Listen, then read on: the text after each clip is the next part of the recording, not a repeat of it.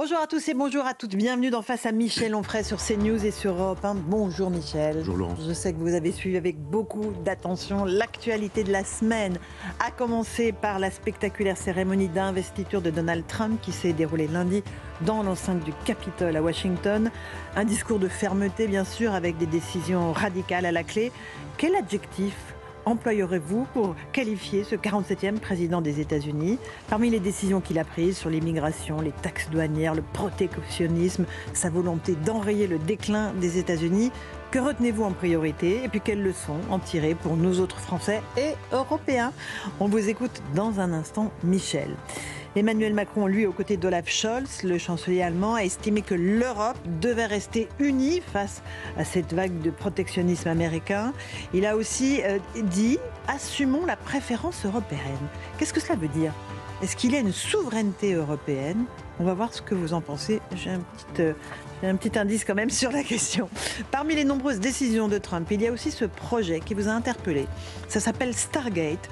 Ça concerne bien sûr l'intelligence artificielle avec des investissements d'au moins 500 milliards de dollars aux États-Unis. Un projet civilisationnel dont vous allez nous parler, Michel. On s'intéressera bien sûr à cette mode qui consiste à quitter le réseau social d'Elon Musk. Cela s'appelle Hello Kit X. Au passage, c'est organisé par un organisme d'État, le CNRS, ça pose question. Il y a des journaux, des associations, des personnalités qui quittent Twitter, drapées dans leur dignité, pour dénoncer les dangers de ces forums où la parole est libre, mais elle serait faussée par des algorithmes. Qu'en pensez-vous? Ce sont les mêmes au passage, qui demandent l'interdiction de chaînes comme la nôtre. Et puis on reviendra sur ce geste d'Elon Musk qui a été interprété par certains comme un salut nazi lors d'un discours qu'il faisait lors du bal suivant l'investiture de Trump. Ce qui nous amènera, Michel, à parler de l'aveuglement des élites. Vous trouvez qu'une phrase de Simone de Beauvoir, tirée de l'un de ses romans, est symptomatique. La vérité est une, l'erreur multiple. Ce n'est pas un hasard si la droite professe le pluralisme. J'ai très hâte de vous entendre à ce sujet. C'est parti pour aujourd'hui? C'est parti. Allez, on commence par cette cérémonie d'investiture spectaculaire de Donald Trump à Washington, dans l'enceinte du Capitole, là même où ses partisans avaient lancé l'assaut après sa défaite le 6 janvier 2021. On va y revenir parce qu'il a quand même accordé sa grâce présidentielle à près de 1500 assaillants du Capitole. Mais d'abord, la cérémonie de prestation du serment, la main sur la Bible, enfin ou à côté de la Bible, ce qui nous interpelle, nous Français, on a tant de temps à séparer l'Église de l'État que, évidemment, ça nous interpelle. Et puis ces quelques mots où Trump explique que l'âge d'or de l'Amérique est revenu. On écoute la prestation de serment et l'âge d'or. Je jure, Donald John Trump, que je soutiendrai et défendrai la Constitution des États-Unis d'Amérique et, autant que je le peux, lutter contre tous les ennemis étrangers ou nationaux, et je protégerai la Constitution si Dieu le veut. L'âge d'or de l'Amérique commence maintenant. À partir de maintenant, notre pays va connaître la prospérité, va regagner en respect dans le monde. Nous serons enviés par toutes les nations et nous ne nous permettrons pas d'être exploités. Chaque jour sous le gouvernement Trump, je ferai en sorte que l'Amérique soit devant. Voilà Michel Onfray pour Donald Trump. Qu'est-ce qui vous frappe dans ces séquences qu'on vient d'entendre? La très belle tenue de son épouse, son beau chapeau. D'accord. Mélania, un bon point pour elle. Ça, mis à part le fait que ce soit un discours civilisationnel. Et on a besoin de discours civilisationnels. Après, on est d'accord, pas d'accord, mais au moins on fait une proposition de civilisation. Je rappelle d'ailleurs que Jean-Luc Mélenchon avait fait un discours à Nantes, je crois me souvenir, sous les auspices de Jules Verne, qui avait été vraiment un discours civilisationnel, avec lequel je n'étais pas d'accord. Mais enfin, au moins, c'était un discours civilisationnel. Il y a tous ceux qui ont mangé des crapauds, là. Je veux dire, c'était un déjeuner de crapauds pour Biden, pour Kamala Harris. Ah, c'était pas facile, hein. La pilule n'était pas facile à avaler. Sans Michelle Obama, pour Hillary Clinton, pour Madame Bush, Monsieur Bush, enfin tous ces gens qui finalement avalaient des crapauds, qui étaient là et qui écoutaient en se disant « c'est pas possible ». Et lui, il fait des propos. Alors, c'est pas un saint, hein, c'est un vendeur de voitures, d'immeubles, de ce qu'on voudra, de chaussettes. Et il vend l'Amérique. Et il dit voilà, l'Amérique. L'âge d'or. est revenu. Oui, alors bon, on ne va pas faire de la philosophie politique, on peut en faire un peu, mais l'âge d'or, c'est quelque chose qui n'a plus lieu. L'idée de restaurer un âge d'or, je ne crois pas, moi, à la restauration. Je ne suis pas un réactionnaire au sens étymologique, je ne crois pas qu'il faudrait revenir à avant la Révolution française, avant je ne sais pas quoi. Non, c'est ainsi, les civilisations fonctionnent. Je ne vais pas lui donner de leçon de philosophie d'histoire, je pense qu'il ne va pas refaire un âge d'or, mais qu'il va faire une autre Amérique, et qui va faire de telle sorte que cette Amérique soit civilisationnelle. Moi, je le dis depuis très longtemps. Je dis Elon Musk est quelqu'un qui prépare la prochaine civilisation. C'est-à-dire, si on pense en termes de centenaires, de millénaires, moi, je pense qu'il parle pour 1000 ans, là. Et il en parle parce qu'il parle de Mars. Mars, c'est le petit mot qui permet de concentrer la planète Mars. Pas le dieu de la guerre. Mais c'est toute la civilisation, oui. C'est toute la civilisation qui est présentée comme telle. C'est-à-dire qu'on n'a pas grand temps, il faudrait 1 heure entière sur ce sujet, mais les astrophysiciens nous expliquent que la Terre, elle est née, elle vit, elle va mourir, qu'elle va disparaître, quoi qu'on fasse. Quoi qu'on fasse, c'est-à-dire vélo électrique ou pot catalytique ou pas, c'est ce qui va avoir lieu. Le réchauffement est en relation avec la vie de la planète qui elle-même est en relation avec la vie des univers et de ce qu'on appelle les plurivers ou les multivers. Il y a une multitude d'univers et on ne sait pas quelles sont les relations de notre univers avec les autres univers, mais il y a évidemment des interactions. Donc quand il dit on va aller sur Mars, c'est pour se projeter comme ça, au-delà de... Parce qu'il sait qu'il y a un moment donné où la planète sera devenue inhabitable, quoi qu'on ait fait. Et quoi qu'on fasse. Et quand elle sera devenue inhabitable, il faudra la quitter. Donc soit il y a des exoplanètes, des planètes ailleurs, je dirais, soit il y a des planètes susceptibles d'être viables, on est en train de chercher, il y en a des milliards de milliards de milliards, soit il y a des possibilités de vivre sur la Lune, ou sur Mars, ou dans des stations orbitales, dans lesquelles il faut repenser totalement l'humanité. Et alors là, on a Neuralink, il y travaille, c'est-à-dire le puçage des cerveaux. Les gens qui travaillent à la viande cellulaire, il est bien évident que si vous partez avec un vaisseau spatial, vous n'allez pas faire l'Arche de Noé en emmenant le bœuf et la vache, en emmenant le poulet et la poule. Et voilà, le coq et la poule. Mais il va falloir emmener des cellules que vous allez cultiver dans des laboratoires qui sont susceptibles d'être dans des atmosphères que vous allez refabriquer sur la Lune ou sur Mars. D'ailleurs, il s'en va bientôt sur la Lune pour dire, bon, on va voir comment on prépare, et puis après, on va un petit peu plus loin. Et donc, c'est vraiment civilisationnel. Donc, c'est tous les gens de la tech, donc les Jeff Bezos, etc. Ils ont tous un peu compris que ils étaient tous là. S'ils voulaient en être... Eh oui. Alors d'abord, il y a beaucoup de... Monsieur Bezos, absolument, étaient là. Absolument. Sans honte but, tous ces gens qui ont contribué au contraire de ce que Trump proposait, disent...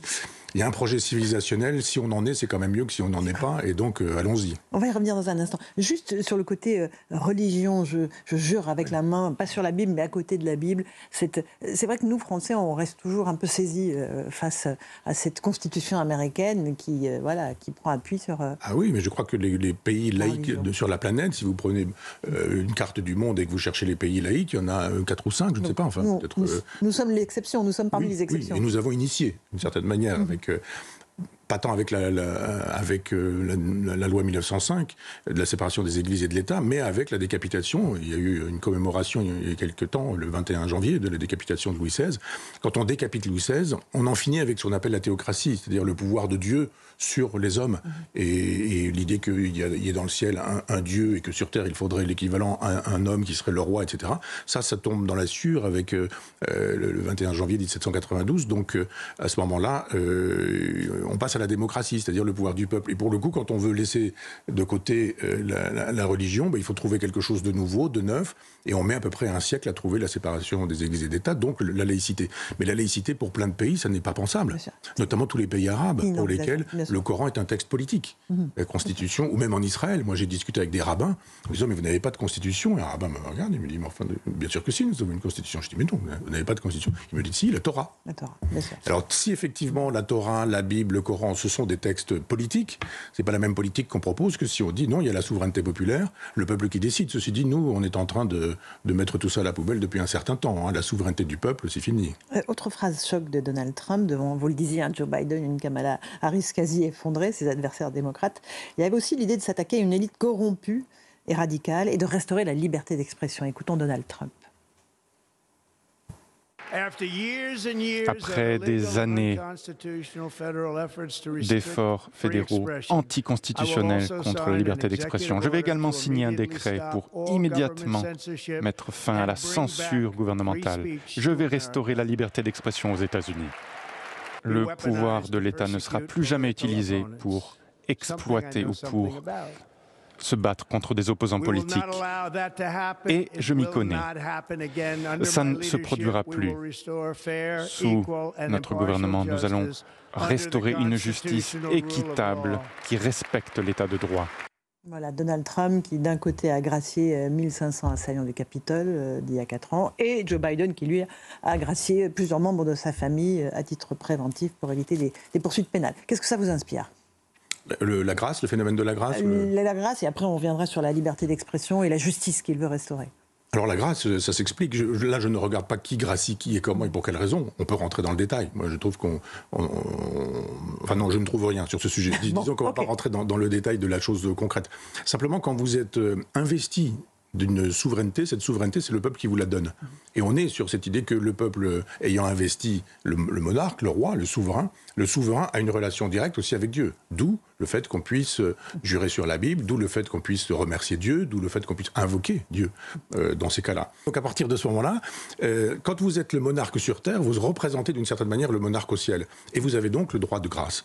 Les hommes ont jugé, il y a eu un tribunal, on a décidé que vous étiez coupable.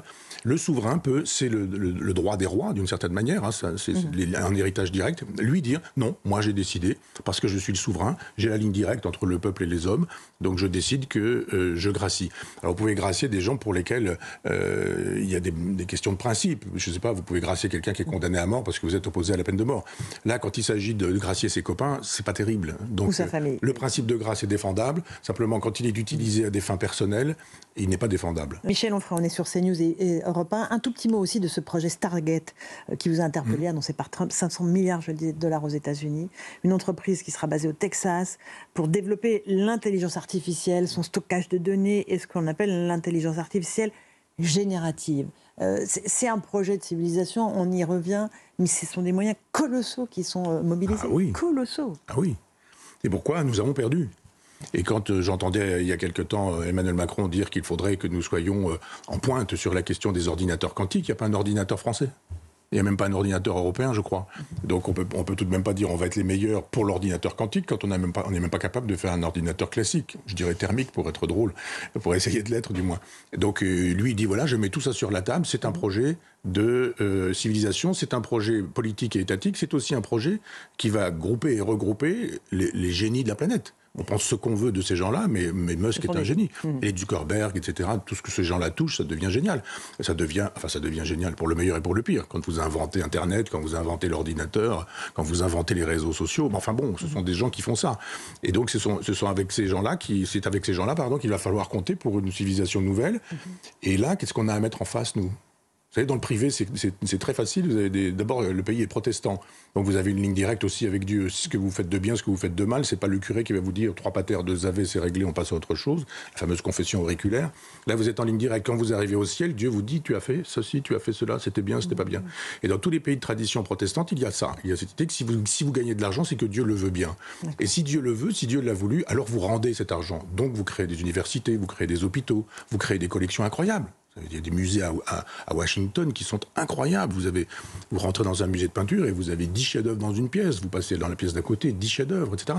Vous avez une pièce d'art égyptien, vous avez l'impression que les tissus ont été tissés dans la nuit, que les sandales ont été tressées dans la nuit. Et tout ça, ce sont des choses qui ont 3000 ans, 3500 ans. Parce qu'effectivement, l'argent circule et que quand quelqu'un dit « mais moi, je vais travailler sur cette question d'intelligence artificielle, je donne de l'argent ». Là, qu'est-ce qu'on fait en France ? Vous avez demandé de l'argent à qui ? On connaît le ministre de l'Industrie aujourd'hui et quel individu a un prix Nobel sur ce terrain-là, un prix Nobel français par exemple, à qui on pourrait dire on va vous donner et les moyens et l'équipe. Dès qu'on a des gens intelligents et brillants, ils quittent la France. Et ils vont aux États-Unis. Et bien sûr. Évidemment. Et quand il y a parfois des prix Nobel français, ce sont des gens, une femme je crois qui a inventé les fameux ciseaux qui permettent de couper dans les séquences génétiques par exemple. Cette femme est géniale, elle travaille aux États-Unis. Aux États-Unis. Encore un mot d'Elon Musk, Michel Onfray, un des membres de l'équipe Trump. D'ailleurs, il est chargé de l'efficacité gouvernementale, c'est-à-dire couper dans les dépenses publiques. Au passage, on a un sondage CSA, CNews Europe 1 pour le GDD qui dit que 48% des Français sont favorables à une telle une telle efficacité gouvernementale. On en est très très loin, on en reparlera dans un instant. Et puis à propos de Musk, toujours, il y a eu cette polémique autour d'un geste qu'il a fait alors qu'il prononçait un petit discours après l'investiture de Trump lors d'un bal. Il se frappe la poitrine en disant « Mon cœur va à vous » et puis il tend le bras. On regarde juste la petite séquence, on écoute ce qu'il dit et puis après on va évoquer s'il s'agit ou pas d'un salut nazi, parce que toute la polémique a tourné pendant toute la semaine sur ce sujet-là. Je veux juste vous remercier d'avoir rendu cela possible. Merci.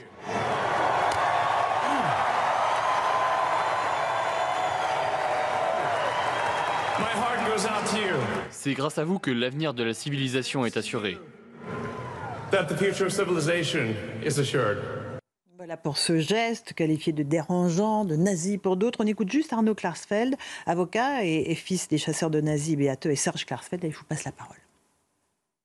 Le contexte et les mots qui entourent le geste doivent être pris en compte. Et sinon, c'est pas parce qu'on tend le bras dans un meeting que c'est un salut nazi. Donc je trouve cette polémique tout à fait absurde. Et d'ailleurs, l'Anti-Defamation League, qui est une organisation puissante aux États-Unis, considère que la polémique est elle aussi tout à fait absurde. Trump n'est pas un nazi et Musk n'est pas un nazi. Les deux sont d'ailleurs des soutiens d'Israël. Michel Onfray, qu'est-ce que vous en pensez alors ?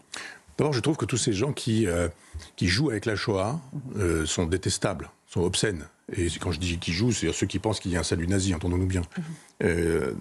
D'abord, s'il y a un salut nazi, c'est que c'est de la part d'un nazi. Si c'est un nazi, il a dit des choses qui montrent que c'est un nazi. Qu'est-ce qu'un nazi ? Quelqu'un qui veut détruire les juifs, qui veut supprimer les juifs de la planète entière. Ceux qui veulent supprimer les juifs aujourd'hui, c'est plutôt le Hamas. Et c'est plutôt la France insoumise et leurs alliés.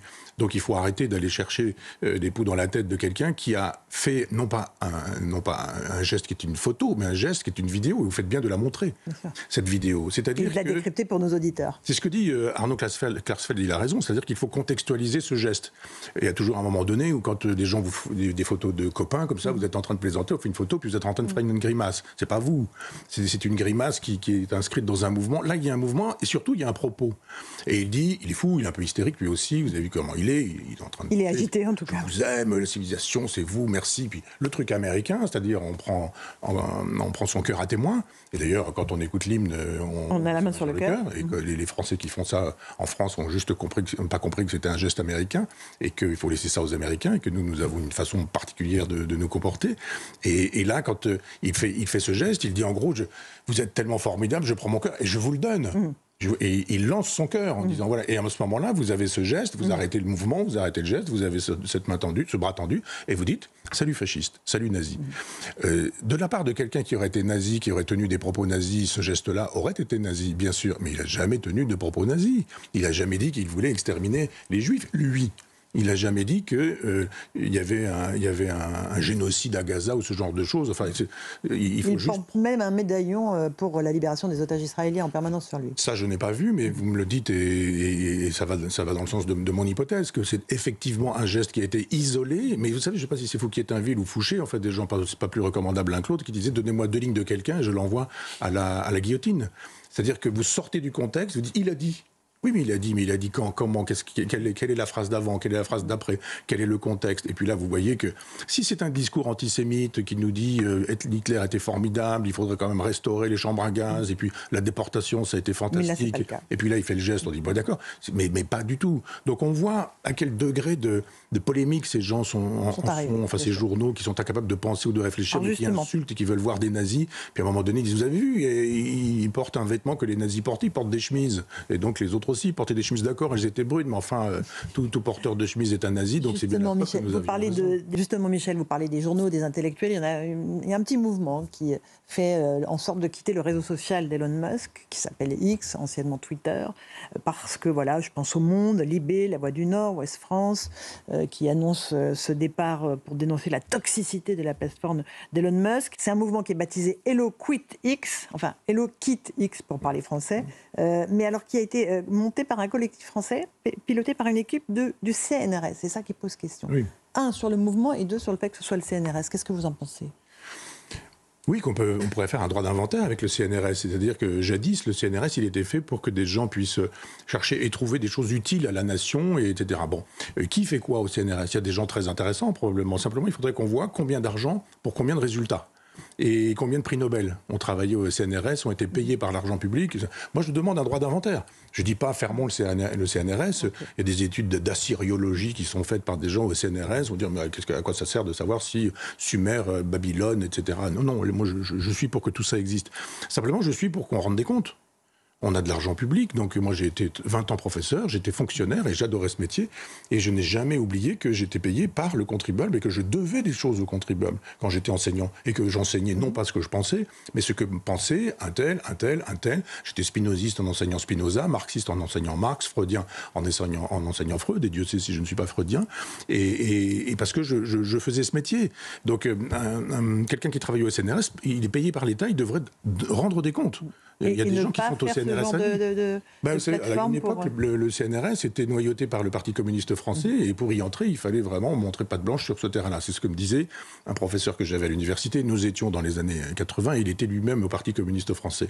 Donc aujourd'hui, je ne sais pas comment tout ça fonctionne. Mais oui, on sait très bien que ce sont des gens qui ont montré patte blanche de point de vue idéologique pour pouvoir entrer là, pas forcément compétence, mais soumission idéologique, et qui, au bout du compte, sont payés 1 an, 2 ans, parfois plusieurs années. On en a eu des intellectuels français, je ne donnerai pas des noms, mais qui ont travaillé longtemps au CNRS, à qui on ne demandait pas grand compte. Donc on se disait, mais combien de livres publiés, combien d'articles publiés, combien de concepts mis sur le marché du travail intellectuel, par exemple. Et sur le mouvement de quitter ce fameux réseau social X, qu'est-ce que vous en pensez? Voilà des gens qui estiment qu'on doit pouvoir insulter avec l'argent du service public, mépriser avec l'argent du service public, faire de telle sorte que le service public permette de dire voilà ce qui est bien, voilà ce qui est mal, on invite celui-ci, on n'invite pas celui-là, on publie celui-ci, on publie pas celui-là, on fait des émissions dans lesquelles on dit oh là là, ce type est génial, alors qu'il ne l'est pas du tout, mais il a juste la carte au parti, et puis on dit mais celui-là c'est un nazi, c'est un fasciste, juste parce qu'il pense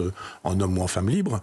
Donc on voit bien que ce sont des gens qui font de la chasse aux sorcières. Le pire, je ne sais pas si vous avez prévu qu'on parle de la RTBF, mais vous avez vu comment, par exemple, en Belgique, on a différé de 2 minutes le discours de Trump parce qu'on estime que, comme il est raciste, fasciste, etc., nazi, bien sûr, et qu'il est dangereux pour la démocratie, il faut que le journaliste puisse dire, nous qui sommes la conscience éclairée du petit peuple qui est tellement crétin, ce petit peuple qui ne comprendrait rien, évidemment, il faut qu'en 2 minutes, on ait la possibilité de couper, de tailler, en disant il ne faut pas que le peuple écoute ça, il ne faut pas que le peuple entende ça. Ce sont les mêmes qui nous disent qu'il faut quitter les réseaux qui sont des réseaux toxiques. Je pense que, comme on dit, la sphère Bolloré gêne ces gens-là, parce que c'est un endroit qui n'obéit pas à cette logique-là. On dit, mais laissez faire, vous n'aimez pas, c'est pas grave, laissez faire.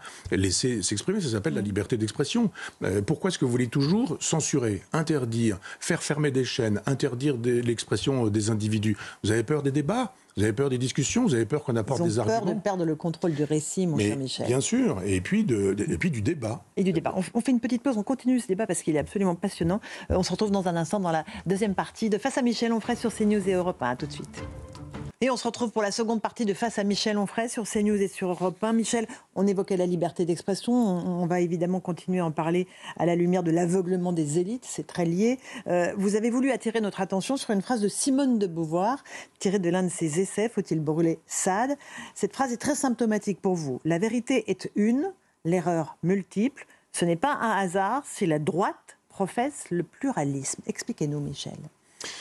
On a un exemple de mise au service d'une grande intelligence, au service d'une cause dictatoriale ou tyrannique. Voilà quelqu'un qui met sa capacité dialectique, sophistique ou rhétorique au service de cette idée extrêmement simple, c'est que quand on a la vérité, on doit pouvoir l'exprimer, et tous ceux qui n'expriment pas cette vérité, c'est-à-dire qui disent le contraire de ce qui n'est peut-être pas tellement une vérité que ça, ou pas tant une vérité que ça, eh bien ce sont des gens qui sont dans l'erreur, et cela il vaut mieux non pas débattre avec eux, mais les interdire de parole. C'est ça.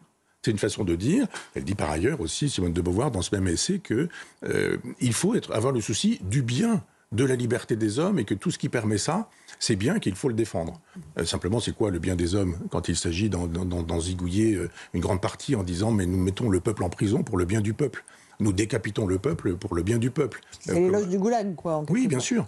Ou comme aujourd'hui, Macron, les macroniens, les maastrichtiens de droite et de gauche, et qui disent nous interdisons au peuple de s'exprimer, mais c'est pour le bien du peuple. Ou cette dame de la radio-télévision belge et qui nous dit ceci n'est pas de la censure, alors que c'est de la censure. Elle nous dit Trump est un salaud, etc. Puis mais évidemment, on n'est ni pour ni contre Trump. Donc vous avez une dialectique chez ces gens-là qui est assez particulière. Je lis régulièrement les origines de la Révolution, les origines de la France contemporaine avec toute l'histoire de la Révolution française d'Hippolyte Taine. Et il a fait un portrait du Jacobin, ça s'appelle Psychologie du Jacobin. C'est le portrait des Mélenchon et des siens, je vous assure. Page après page, quand vous dites c'est ceci, c'est cela, etc. etc. Et dans le portrait du Jacobin de l'époque, c'est-à-dire du néo-Jacobin d'aujourd'hui, il y a cette idée qu'ils sont sûrs de détenir la vérité. Ils ont la vérité. Mais il y a une espèce d'esprit bigot, d'esprit prêtre, à dire mais nous avons la vérité, comme des gens qui nous disent mais non, Jésus a ressuscité. Bon, on est dans la logique de la religion, et donc les autres, ceux qui ne pensent pas comme ça, ils ont tort.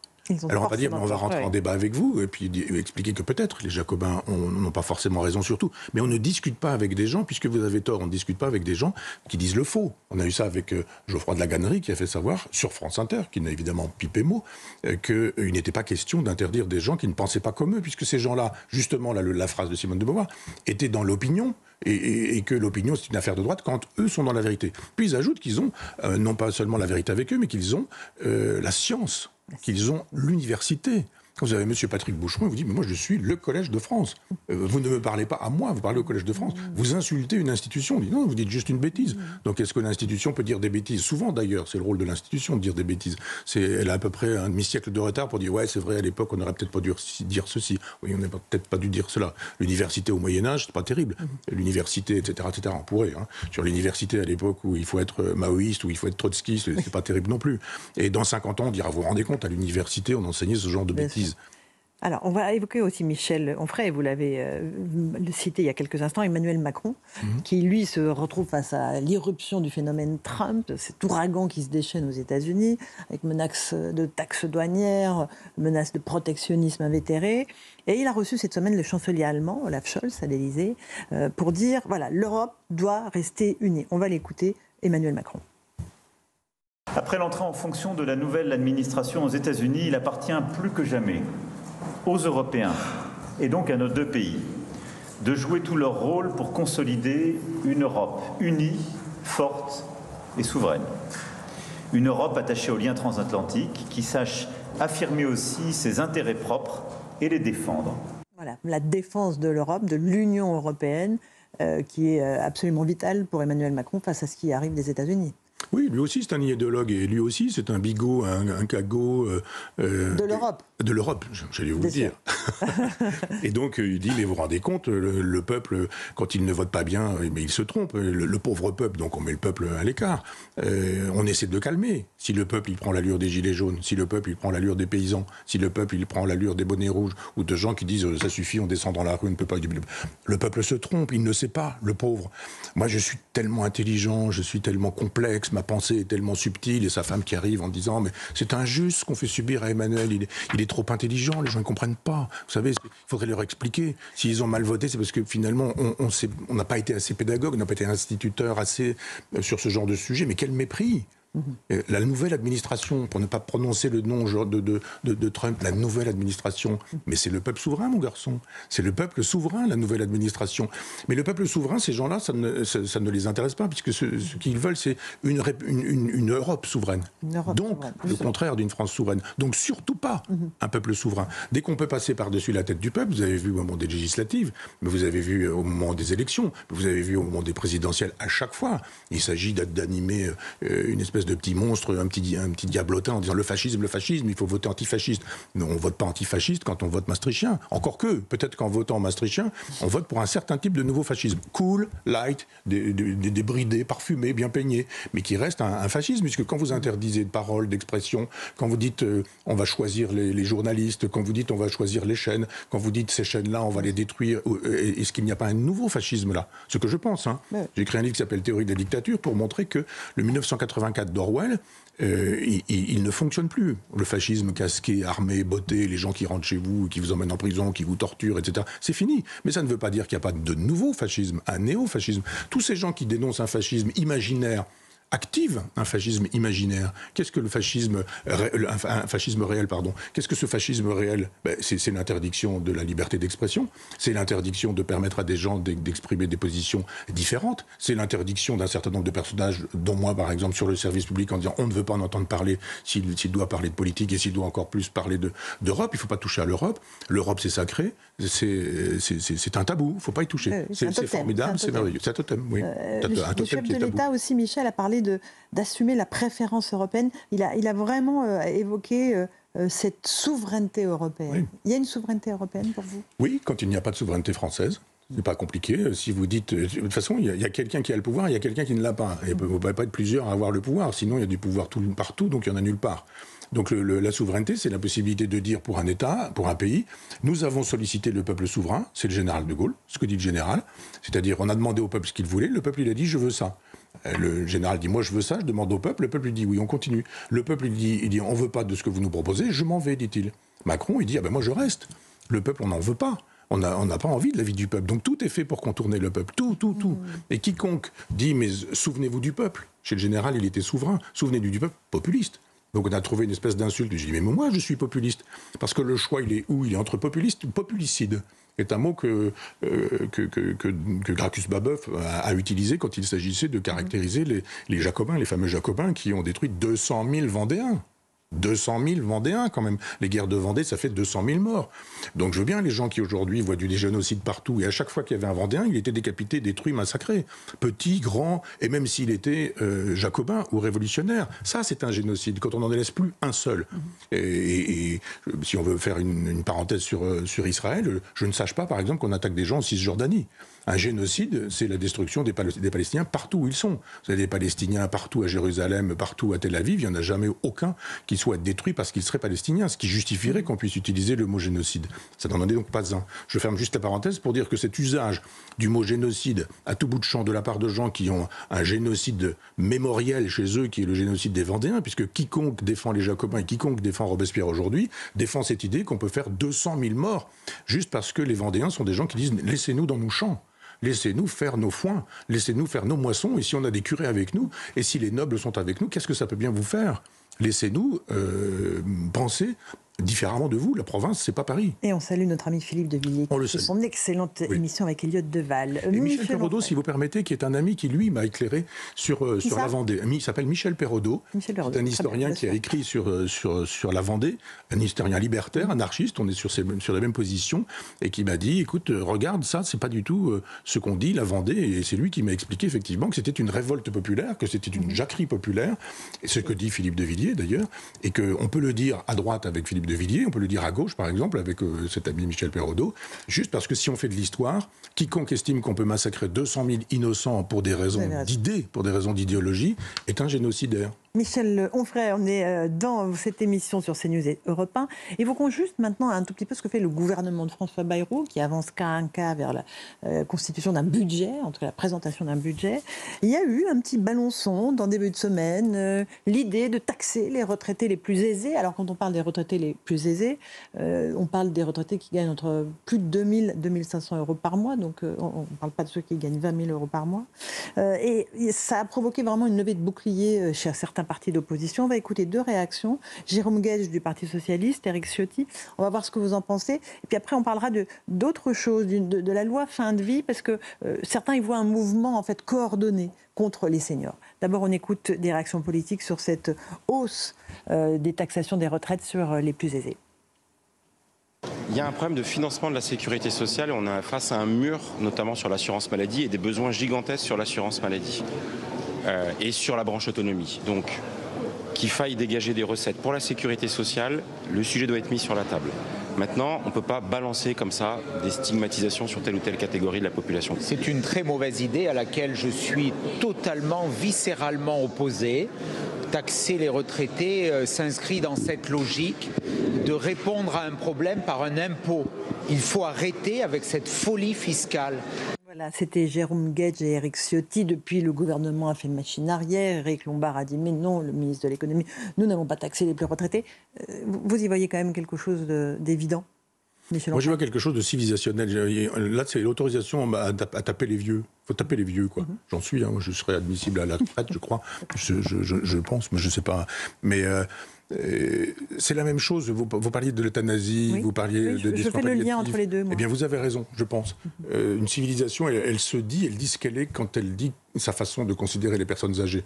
C'est façon, aujourd'hui, souvent, de se débarrasser des personnes âgées en les mettant dans des EHPAD, en disant, allez, on va laisser ça, on va déléguer notre affection.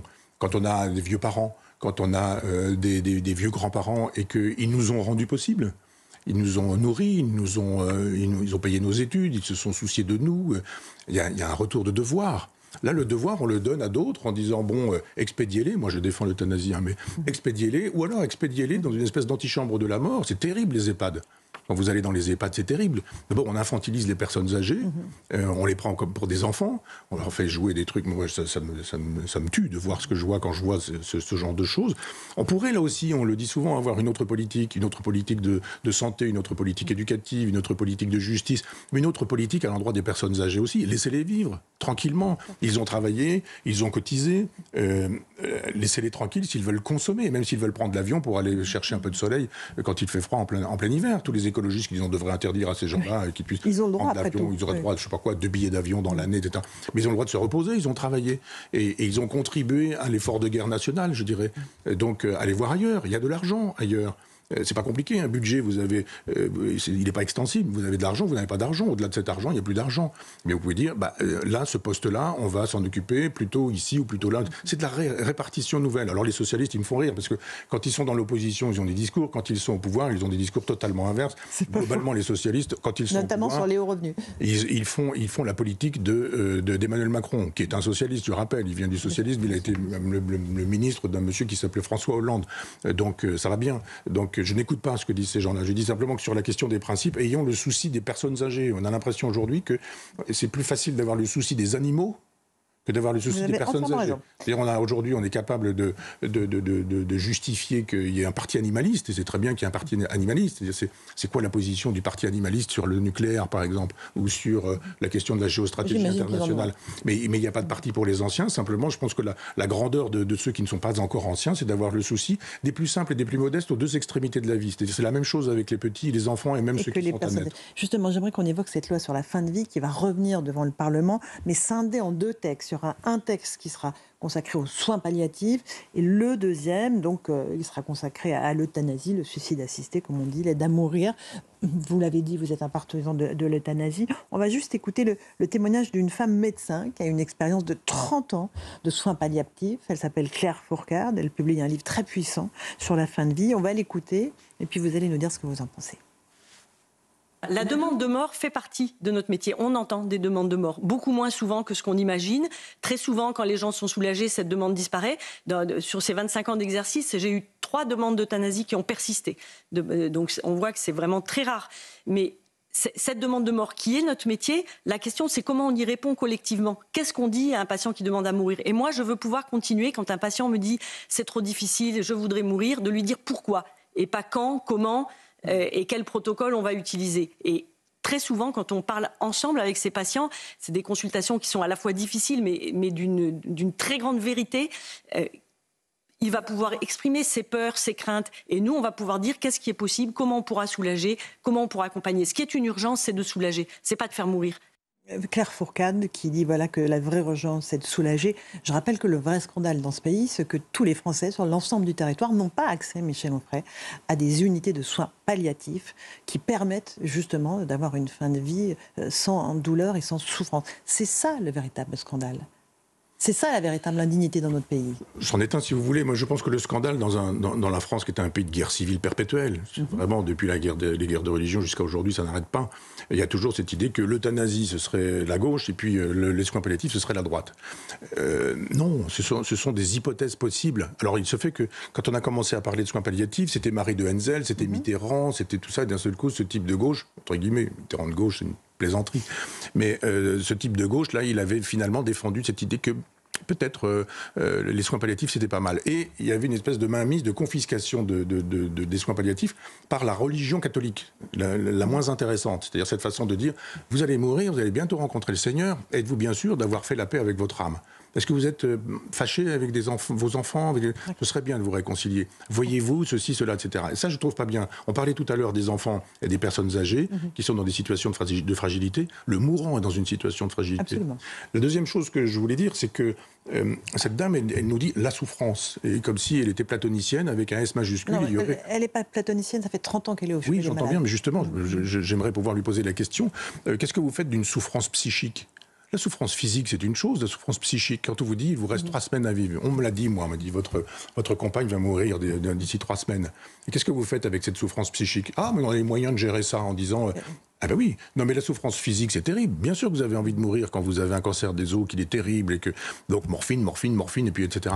Mais vous dites tout va bien, je ne souffre pas, simplement je sais que dans un mois je ne suis plus là. Donc euthanasie. Non, je pense qu'on doit pouvoir faire les deux. On doit pouvoir faire les deux. C'est-à-dire que c'est mon aspect gaullien ou gaulliste, c'est-à-dire que je pense qu'on doit pouvoir réconcilier les Français, qu'on ne va pas les opposer non plus là-dessus. Et je sais bien, Marie-Claude ma compagne qui est décédée, elle était pour l'euthanasie et moi aussi. Et le jour où ça vous arrive, vous ne savez pas que ça vous arrive.